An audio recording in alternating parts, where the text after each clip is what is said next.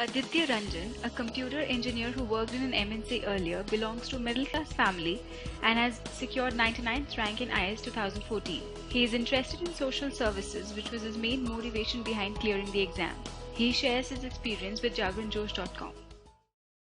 What do you think about the change in the IAS Prelims exam pattern? Does it make the selection process better? Please give us your opinion.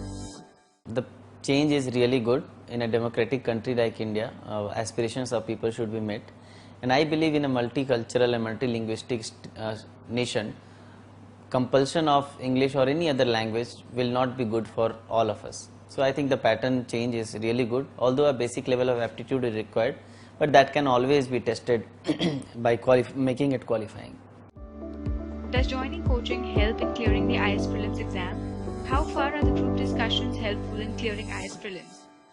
Coaching can be helpful for few, but I believe self-study is self-sufficient for clearing prelims examination because of both conventional nature of it and the fixed pattern that is being to be followed in the nature of questions or the pattern of questions. Group discussion can be helpful in all the three stages of examination, but what I find among the students is it starts with studies but goes on to other places.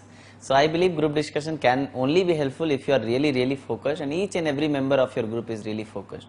Otherwise, I think for prelims you should focus on your own method of preparation that can be only studying by sitting in a room secluded nature.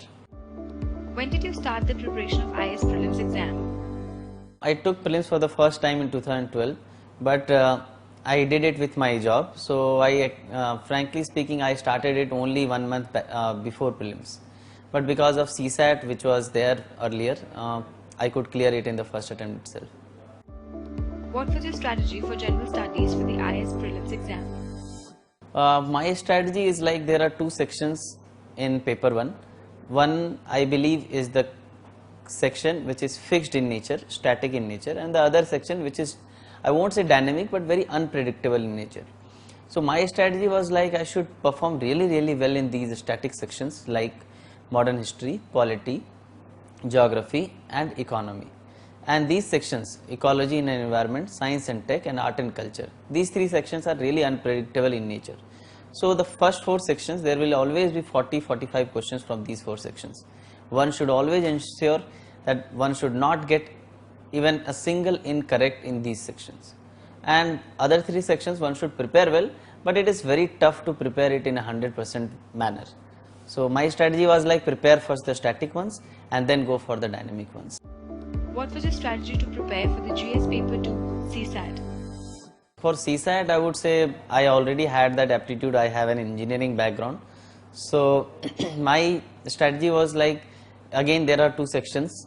One is DI and maths and other is English. The answers of DI and maths will never be doubtful. Like if answer of a question in maths is X, it will always be X. But in English comprehension, there are times when one feels like कि A भी हो सकता है, B भी हो सकता है. So in those situations, I believe my strategy was very perfect because what I did is I used to perform really well in DI and maths, so that there is not a single incorrect. एक दो चलते हैं, but I used to do like that maths, DI, I should be very perfect, and then to the English part, because 3-4 questions will definitely be wrong in my each test. So I had that in mind. How did you make balance between the general studies and aptitude paper of IAS Prelims? I have an engineering background, so I did not put much effort on the CSAT thing. Only solved some 10-12 test papers just before the prelims examination. So I could put more effort on paper 1, and this still works when the pattern has changed, when there is only qualification is required for 33%. I believe this my strategy will work for all the candidates from now onwards.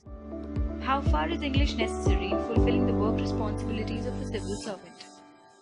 I would say English has become an international language of trade, international language of diplomacy. So I believe it is very much required and given the dynamic nature of administration, there are a lot of changes being done in district administration as well. So it is required in all the services. But making it compulsory at the level of entrance cannot be justified. I believe if we can train a person for 10 months for so many responsibilities,